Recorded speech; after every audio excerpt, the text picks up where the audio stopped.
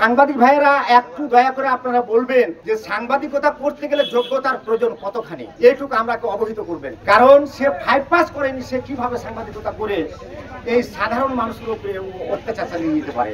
এটা আপনাদের কাছে আমার আকুল আবেদন এই প্রশ্নটা জানার জন্য। চাঁপাইনবাবগঞ্জের শিবগঞ্জে জাতীয় পার্টির এক নেতার বিচারের দাবিতে মানববন্ধন অনুষ্ঠিত হয়েছে।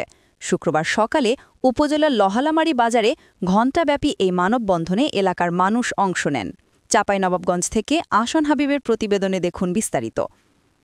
মানববন্ধনে অভিযোগ করা হয় উপজেলা জাতীয় পার্টির সহপ্রচার সম্পাদক রিপন আলী এলাকার সাধারণ মানুষের কাছ থেকে লক্ষাধিক টাকা হাতিয়ে নিয়েছেন। সাংবাদিক ভাইয়েরা একটু দয়া করে আপনারা বলবেন যে সাংবাদিকতা করতে গেলে যোগ্যতার প্রয়োজন কতখানি, এইটুকু আমাকে অবহিত করবেন। কারণ সে 5 পাস করেনি, সে কিভাবে সাংবাদিকতা করে এই সাধারণ মানুষের উপরে অত্যাচার চালিয়ে যেতে পারে? এটা আপনাদের কাছে আমার আকুল আবেদন এই প্রশ্নটা জানার জন্য।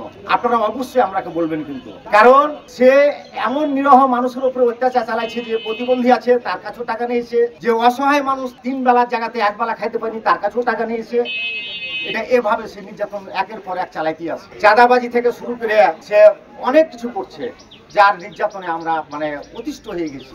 পাশাপাশি নারীদের সঙ্গে প্রতারণা এবং পল্লী বিদ্যুতের নতুন সংযোগ ও খুঁটি পাইয়ে দেওয়ার নামে অর্থ আত্মসাতের অভিযোগও রয়েছে। এ মানববন্ধনে বক্তব্য রাখেন লহালামারী আম সমিতির সভাপতি আশরাফুল আলম মারুফ। সে 5 পাস করেছে কিনা আমার সন্দেহ আছে, এটা এলাকাবাসী জানে। সেও তো এইসব একটা নাম ভাঙিয়ে যে বিভিন্ন ভাবে মানুষের উপরে অত্যাচার অনাচার, এই যে চাঁদাবাজি, এর বিপক্ষে আমরা এই লহালামারীর জনগণ মুক্তি চাই তার কাছ থেকে। এবং আমি প্রশাসনের দৃষ্টি আকর্ষণ করি, আপনারা বিষয়টা দেখবেন যে বিভিন্ন অপকর্মের সাথেই জড়িত আছে। জামি মসজিদের ইমাম হাফেজ আইনুল বাড়ি, ওনাদের কাজ হচ্ছে মানুষ যদি কোনো বিপদে পড়ে তাদেরকে যে উস্কাইয়ে দেওয়া, যেটাকে বলা হয় দালাল, যদি একটা ভেজাল মরে যায় সেটাকে আরো কিভাবে উত্তপ্ত করতে হবে, এই বুদ্ধিটা তাদের মাথায় আছে। এইভাবে তারা জীবন যাপন করে আসছে। কয়েক বছর থেকে দেখছি যে সে হঠাৎ করে সাংবাদিক। আমরা দেশের লোক চিন্তা করলাম যে একজন সাংবাদিকের যোগ্যতা ভালো লাগে না, সে পড়ালেখা করে নাই, সে সাংবাদিক হলো কিভাবে? এখন আমরা দেখি যে তার মাউস আছে, ক্যামেরা আছে, স্ট্যান্ড আছে, এভাবে সে জায়গায় জায়গায় যায়, ভিডিও করে, ব্ল্যাকমেল করে যে আমাদেরকে এটা। ইউপি সদস্য শামীম রেজা এবং অন্যান্যরা বক্তারা রিপন আলীর বিরুদ্ধে দ্রুত বিচার ও ভুক্তভোগীদের পাওনা টাকা ফেরতের দাবি জানান। আমাদের গ্রামে আমাকে সহ অনেকজনের কাছে টাকা বিভ্রান্ত হবে, টাকা চাঁদাবাজি, সেটা হচ্ছে আপনার যে আমি তারিখ দিব, তার মেয়ের বিয়েতে ধরেন যে 2 দিন সময় আছে, ওনাকে আসা বলে যে বিয়ে বসে যায়, ওই সময় আসা বলে যে আমি 10,000 টাকা দাও, নাহলে আমি এটা দিব। এরকম হিন্দু ভাইদের প্রতি কোনো জায়গায় যদি মার্ডার হয় বা কোনো কিছু আতঙ্ক হলে উনি এসে ওই জায়গায় টাকাগুলো এভাবে নিয়েছে। এটা আমরা সমস্ত লিস্ট করেছি, কিছু আরো লিস্টে আমার সেটা অভিযোগ আছে। তা আমরা এই মানববন্ধনে এরকম আমি মনে করেন, আমি বা আমার মতো রিপন বাবু, আমার মনে হয় যে উনি এই পাস করেছে কিনা, তো উনি কিভাবে সাংবাদিকের এই সার্টিফিকেট পরিচয় দিয়ে উনি এই চাঁদাবাজি করতে পারে? এটা আমরা ন্যায্য, আমার গ্রামবাসী আমরা এটার বিচার চাই।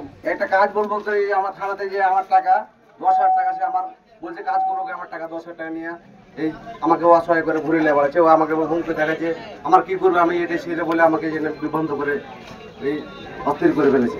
মাদক এটার বিরুদ্ধে আজকে আমাদের এই আন্দোলনকে আমি মিডিয়া যারা আছেন, এই মিডিয়াকে বলবো যে আপনারা এই ভুয়া সাংবাদিক এবং মাদকের বিরুদ্ধে আরো 0 টলারেন্স যেন আছে। এর পূর্বে আমরা মাদকের বিরুদ্ধে আন্দোলন করেছি। চেষ্টা করে যাত্রার উপরে মামলা দেয়, মাদক ব্যবসায়ীর সাথে জড়িত এবং সে নিজেও মাদক শ্রবণ করে। তারপরও উনি হচ্ছে একটা মার্ডার কেসের আসামি, যেখানে মনে হয় 4 জন বা 6 জন মার্ডার হয়েছিল। সে মার্ডার কেসের কিন্তু অন্যতম একজন আসামি। ও পুরো শুধু এই এলাকাটা না, চক্রিস্তি, কালচার, শিবগঞ্জ, চাপাই, প্রায় জায়গাতে যে কিন্তু সে দুর্নীতি করে এবং যে ছাতাবাজি করে, যাকে তাকে ছবি দেখছে, ভয় দেখছে, সাংবাদিকতার কার্ড দেখছে। আসলে যে সে সাংবাদিক কিনা এটা তো আমরা জানি না, ও একটা ছোট্ট কার্ড দেখছে কিন্তু এসব করে। আপনারা জানেন কিছুদিন আগেও কিন্তু এরকম একটা ঘটনা ঘটেছে, আপনারা জানেন কিনা?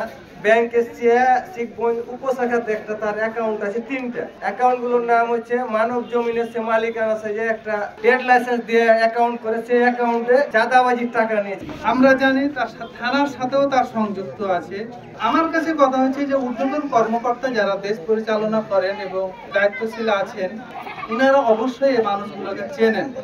আপনারা সাংবাদিক ভাইয়েরা আছেন, আপনারাও হয়তো তাকে চেনবেন না এমনটা কথা না, কিন্তু আমার কাছে প্রশ্ন হচ্ছে যে তাদের মতো ছেলেরা কি করে সাংবাদিক হতে পারে? এটা কি চাঁদাবাজি নয়? এটা কি চাঁদাবাজি নয়? তাহলে আমরা যে ব্ল্যাকমেল হচ্ছে, আমরা কি তার বিচার চাই না? আমরা তার বিচার চাই।